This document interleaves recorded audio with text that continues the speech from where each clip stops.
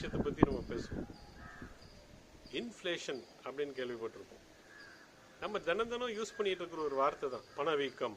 விலைவாசியெல்லாம் ஏறி போச்சு, முன்னாடி மாதிரி இல்லை. இப்போ ஏகப்பட்ட விலை வித்துட்டு இருக்காங்க. காய்கறி விலை, பழங்களுடைய விலை எல்லாமே விலைவாசி ஏறி போச்சு அப்படிங்கிறோம். இன்ஃப்ளேஷன் அப்படின்னா என்ன? ஒரு சின்ன எக்ஸாம்பிள் எடுத்து பார்ப்போம். ஒரு சின்ன எக்ஸாம்பிள், டீ. போன வருஷம் வந்து ஒரு 12 ரூபா கொடுத்து ஒரு டீ குடிக்க முடிஞ்சது. ஒரு சாதாரண ஒரு டீ கடையில் 12 ரூபா கொடுத்து குடிக்க முடிஞ்சது. இன்னைக்கு அதே டீயை குடிக்கிறதுக்கு 15 ரூபா தேவைப்படுது. 15 ரூபா கொடுத்தாதான் அதே டீ கிடைக்குது. அதே அளவு டீ, அதே டேஸ்ட், அதே டம்ளர், அதே கடை, பட் 15 ரூபா கொடுக்க வேண்டியிருக்கு.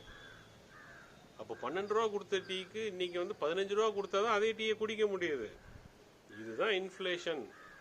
அப்போ என்ன சொல்றோம்? 3 ரூபா அதிகமாயிருச்சு. அதே டீயை குடிக்கிறதுக்கு 15 ரூபா கொடுக்கிற மாதிரி இருக்கு இன்னைக்கு. அப்போ 3 ரூபா அதிகமாயிருக்கு. இது வந்து நம்ம பர்சன்டேஜில் மாற்றி கணக்கு போட்டோம்னா 12 ரூபாய்க்கு 3 ரூபா ஏறி இருக்கு இல்லைங்களா? அப்போ எத்தனை பர்சன்டேஜ்? 25%. 25%. நம்ம நார்மலாக என்ன சொல்கிறோம்னா, இன்ஃப்ளேஷன் இந்தியாவில் வந்து 5%, 6% இந்த ரேஞ்சில் தான் இருக்குன்னு சொல்கிறோம். அதுக்கு நிறைய இண்டெக்ஸ்லாம் எடுக்கிறாங்க, கணக்கு எடுக்கிறாங்க. Wholesale price index, consumer price index, இப்படி நிறைய அளவுகோல்கள்லாம் இருக்குது. அதுக்குள்ளே நம்ம போகல இப்போ. ஸோ அது பொறுத்த வரைக்கும் நம்ம என்ன சொல்கிறோம்னா, ஜென்ரலாக ஒரு 6% இன்ஃப்ளேஷன் ரேட்டில் இருக்கும்.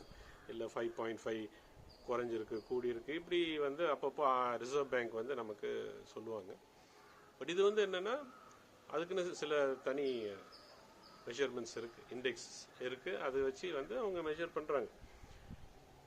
பட் ஜென்ரலாக பார்த்தீங்கன்னா, இப்போ ஒரு டீ கதையை தான் நம்ம சொன்னோம். 25%. இப்படி நிறைய விஷயம் இருக்குது. 25%. இதே டீயை வச்சு நம்ம பேசலாம். சில கடைகளில் போன வருஷம் 15 ரூபா இருந்தது, இந்த வருஷம் 20 ரூபா அதே டீயை குடிக்கிறது. அப்போ அதை கணக்கு போட்டிங்கன்னா எத்தனை பர்சன்டேஜ் இன்ஃப்ளேஷன் ஆயிருக்கு அப்படின்னு பார்த்தா 15 ரூபாய்க்கு 5 ரூபா ஏறி இருக்கு. இப்போ 15 ரூபாய்க்கு 5 ரூபா அப்படிங்கிறது 3ல் ஒரு பங்கு, 33.3% இன்ஃப்ளேஷன்.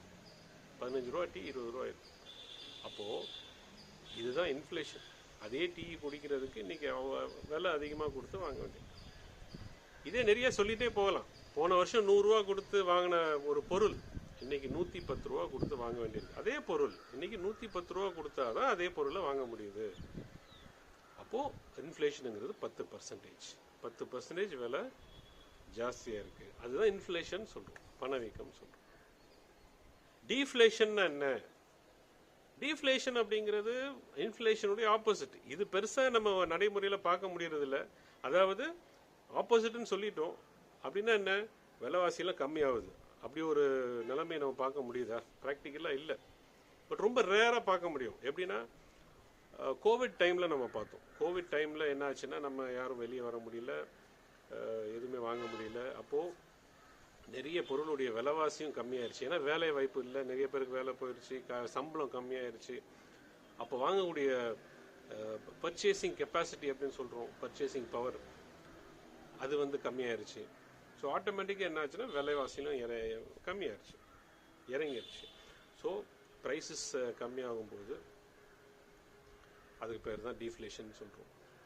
இன்ஃப்ளேஷன் கம்மியாகுது, ப்ரைஸஸும் கம்மியாகுது, வாங்கக்கூடிய கெப்பாசிட்டி கம்மியாகுது. எல்லாமே தலைகள். இன்ஃப்ளேஷனுடைய அப்படியே ஆப்போசிட். இன்ஃப்ளேஷன் என்ன அர்த்தம்? இன்ஃப்ளேஷன் வந்தாலே விலைவாசிலாம் ஜாஸ்தி ஆயிடுச்சு, இன்ட்ரெஸ்ட் ரேட் ஜாஸ்தி ஆயிடுச்சு, ரைட்? ஸோ இன்ஃப்ளேஷனுடைய எஃபெக்ட் தான் இந்த இன்ட்ரெஸ்ட் ரேட். அது ஒரு தனி வீடியோவில் பார்ப்போம். ஸோ இன்ஃப்ளேஷன் அப்படிங்கிறது ரைஸ் அண்ட் ப்ரைஸஸ், அதுதான் இன்ஃப்ளேஷன், பணவீக்கம். டீஃப்ளேஷனுங்கிறது அப்படியே ஆப்போசிட் ஆஃப் இன்ஃப்ளேஷன். சரிங்களா? இன்னும் போக போக நிறைய விஷயங்கள் இப்படி பேசுவோம், நமக்கு புரிகிற லாங்குவேஜில் நம்ம பேசுவோம். நன்றி, வணக்கம்.